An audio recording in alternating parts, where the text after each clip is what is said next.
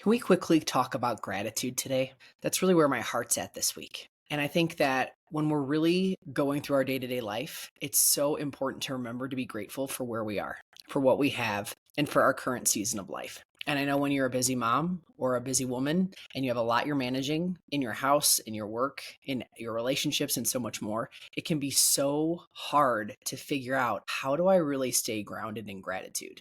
But it really does matter for our wellness. And that's why I want to talk a little bit more about it today, because I know for me, in this season of the holidays and the hustle and the bustle and all of the chaos that can ensue if you're not really being intentional, it's so important to pause and take a moment to really understand how gratitude shifts our inside out health and really helps our wellness. One of the things that I appreciate most about getting grounded in gratitude is the benefits related to my mental and emotional well being. There's something about practicing gratitude, being thankful, taking a pause that really helps me reset from a mental standpoint. And it helps me really get out of loops that I get into as far as thought processes, soundtracks, worry, anxiety, projecting too far into the future. Those are the things that I know end up really causing issues from a health standpoint for me. And so that's why I really focus on gratitude in the sense of understanding what does it really do for my mental and emotional well-being and why is it so important to prioritize. For me, I know it's also something that really helps me shift my perspective when the seasons are harder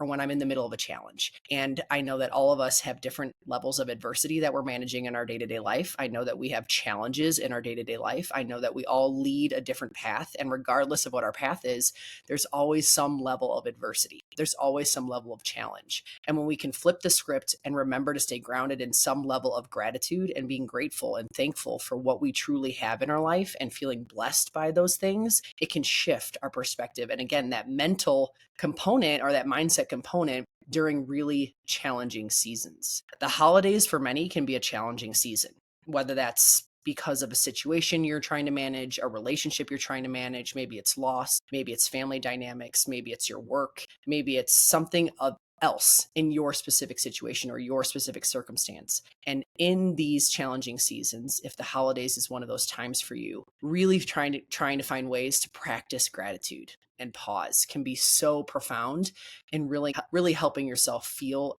as best as possible during this crazy season. I want to talk a little bit about some of the things that I also really personally do in order to actually practice gratitude. And I hope that this encourages you in some way to take some simple steps because it doesn't need to be this huge time consuming thing. It can be a really simple active practice every day to try to figure out how can I make sure that I'm really keeping my mindset in this place of feeling grateful, keeping my mindset in this place of being thankful, and really staying grounded in the blessings that you do have in your life. So the first is a gratitude journal. And I'm sure this sounds really cliche. I'm sure you've probably heard or seen it all over the place. People sharing that starting a gratitude journal can be really profound for your wellness and can be a really great tool to utilize. But the truth is, it really is that simple. It really can be that straightforward. And this is something that I've grabbed off Amazon and have started to practice more and more consistently in my life over the past couple years. It's something that I have really pushed myself to evolve as far as how I decide to gratitude journal or how I decide to actually journal.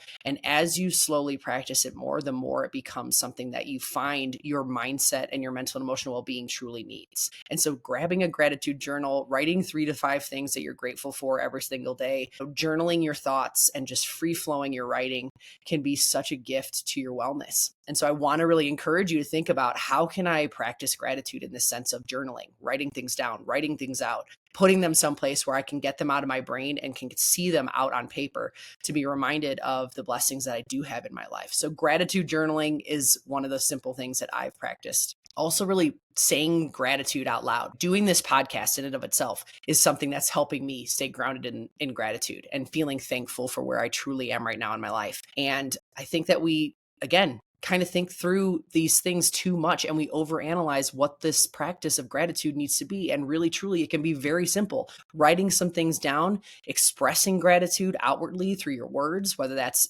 in a video like this, whether that's with a friend or a partner, whether that's with your kids, talking about what you're grateful for. You know, one of the things that we actually do as a family when we sit down for dinners, which right now in this season, admittedly, is not as much as I hope or would want. But this week, as we prepare for Thanksgiving, that's something that we're going to be doing. And so we go around the table and we say, tell us what you're grateful for. Share with the family things that you feel grateful for and you feel blessed by and you feel thankful for. And that's something that normalizes this idea of staying grounded in gratitude, but also speaking through it and encouraging each other and loving each other through whatever it is that they feel specifically grateful for. So verbalizing it is another big one and another great way to express gratitude. The other big thing is really working on anchoring the day in gratitude practice. So that for me looks like trying to pause, because I'm someone who is type A, likes to be organized, likes to move from task to task, likes to check things off my list, likes to move from one thing to the next.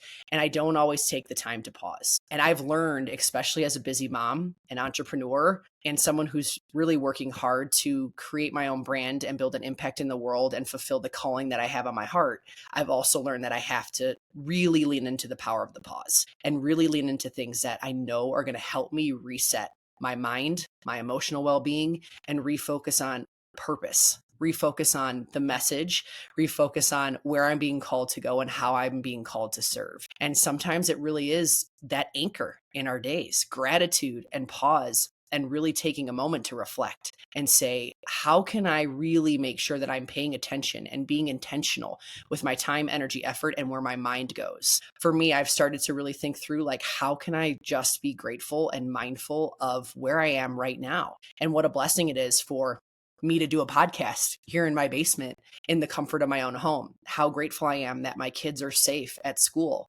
with teachers that love them and care about them. How grateful I am that we have family here for the holiday. How grateful I am that our son is 8 days seizure free. How grateful I am that I'm able to continue to figure out ways to take care of my health and wellness because I'm able, because I have an able body, because I have an able mind, and I'm able to continue to work through that. I really have started to figure out ways to be grateful for the simplest things, the smallest things. And I'm learning that those are the most profound.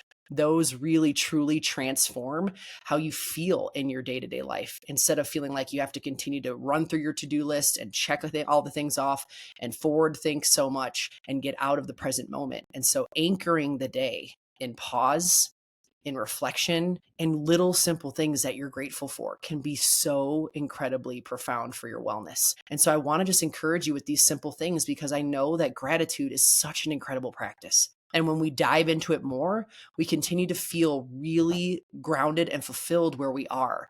And that helps us build into this energy of abundance and this energy of feeling like we have everything that we ever could need right now. And that's a gift. I know for me, it's so easy, especially in a world where we're so interconnected and social media and all of the things that people share online. It is so easy for my brain to quickly go into comparison, less than, I'm not enough, I don't have this, I don't have that, I haven't done enough, I haven't done something that someone else has done. It's so easy to get into that place of losing your gratitude anchor, of losing the pause of being thankful for where you are. And I want to just remind us in this season of a lot going on and a lot being shared and a lot being continually worked through from a work standpoint, a mom standpoint, whatever it is, to just stay grounded in where you're grateful. Stay grounded in your blessings and really try to make the time to pause. It's not always easy. If you need to, set a reminder in your calendar. If you need to, get up 25 minutes earlier. If you need to, shut down electronics an hour before you go to bed and find pause and quiet then.